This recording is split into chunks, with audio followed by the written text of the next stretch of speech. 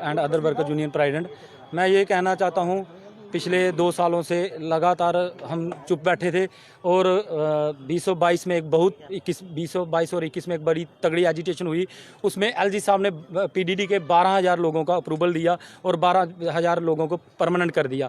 लेकिन आज तक वो 12,000 लोग हैं, वो वैसे के वैसे ही हैं। आज कोई भी उनमें से कोई परमानेंट नहीं हुआ। 500 लोगों की डीपीसी हुई थी, लेकिन वो डीपीसी भी अभी होल्ड पड़ी है। अभी तक वो डीपीसी भी फाइनल नहीं हुई।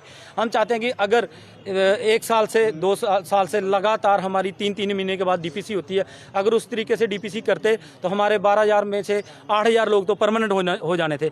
लेकिन उनमें बहुत सारे साथी जो मर गए बेचारे, बहुत सारे रिटायर चले गए। लेकिन आज तक हम वहाँ के वहाँ ही हैं और आज असेंबली भी चल रही है और नई सरकार भी बन चुकी है। एनसी सरकार में ही एक कैबिनेट डिसीजन हुआ था। उस टाइम भी उमर अब्दुल्ला सीएम थे और उस टाइम भी उन्होंने परमानेंट किए थे। उस टाइम 800 जम्मू का हुआ था, 1500 श्रीनगर का हुआ था। लेकिन वो भी कैबिनेट डिसीजन जो अधूरा रह गया। अब एलजी साहब जो इस टाइम भी चेयर पे बैठे हुए हैं और उन्होंने खुद पीडीडी का एसआरओ 381 के तहत 12,000 लोगों का अप्रूवल दिया और परमानेंट किए। लेकिन आज तक कोई कुछ नहीं है।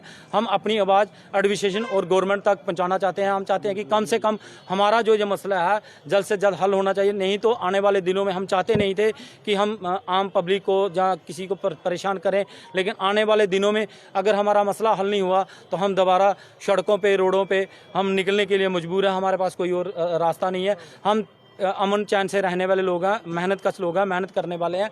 लेकिन हम यही कहते हैं, कम से कम जो 12,000 लोगों के लिए एलजी साहब ने अप्रूवल दिया, परमानेंट कर दिए थे, कह रहे हैं हमने 12,000 लोग परमानेंट कर दिए, आज तक कोई कुछ नहीं। हम चाहते हैं कि कम से कम वही लोगों को परमानेंट कर दिया जाए एसआरओ 381 के तहत। तो हम ये रास्ता नहीं अपनाएंगे। अगर ये नहीं हुआ तो आने वाले दिनों में इससे भी बड़े उग्र प्रदर्शन होंगे और बड़े ज़्यादा सिस्टम भी बंद होगा। तो हम चाहते नहीं हैं, लेकिन फिर भी हम यही कहते हैं, इस टाइम असेंबली भी चल रही है, सरकार भी बन चुकी है, 29 विधायक जीत के भी गए हैं और इन्होंने अपने मैनिफेस्टो में हर एक ने डेली वेजर का मुद्दा बड़ी ज़ोर शोर से उठाया कि आने वाली जो कैबिनेट होगी हम उसमें डेली वेजर को परमानेंट कर देंगे। ऐसा कुछ नहीं, ऐसा 370 के लिए सारे बोलते हैं। मैं चाहता हूं कि डेली वेजर के लिए एक बार भी कैबिनेट असेंबली में पास करें, कैबिनेट में पास करें। हम देखते हैं कौन सी हुकूमत इसको रोकती है। उसके लिए हमें चाहे दिल्ली तक भी जाना पड़ेगा, हम पीछे नहीं हटेंगे। लेकिन जो हमारा डेली वेजर का मसला है ये जल्द से जल्द हल होना चाहिए। अंकल क्या कहेंगे, नई सरकार बनी है तो सरकार से कहीं ना कहीं उम्मीदें तो रखनी चाहिए। रखी तो हैं, लेकिन ये कुछ नहीं कर रहे हैं हमारे लिए। अब आप खुद देखोगी, मैं 20 साल हो गए, 21वां लगा, लेकिन इन्होंने इतने साल मैंने इन डिपार्टमेंट को दिया, लेकिन इन्होंने अभी तक कुछ भी नहीं किया। ना तो हमारी इन्होंने पे बढ़ाई, ना पक्के किया, ना कुछ किया।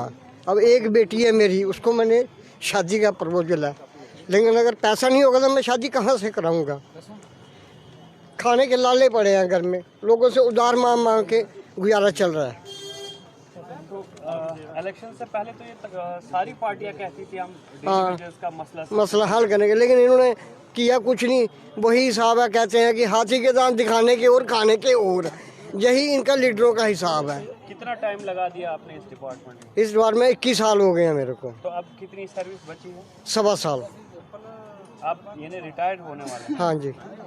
तो अब क्या हम इनसे यही चाहते हैं कि जहाँ तो ये हमें पक्के करें, जहाँ हमारी पे जो है वो बढ़ाएं, बस यही हम चाहते हैं। आवाज दो, आवाज दो, छीन के लेंगे, मार के लेंगे, डट के लेंगे। आवाज दो, आवाज दो।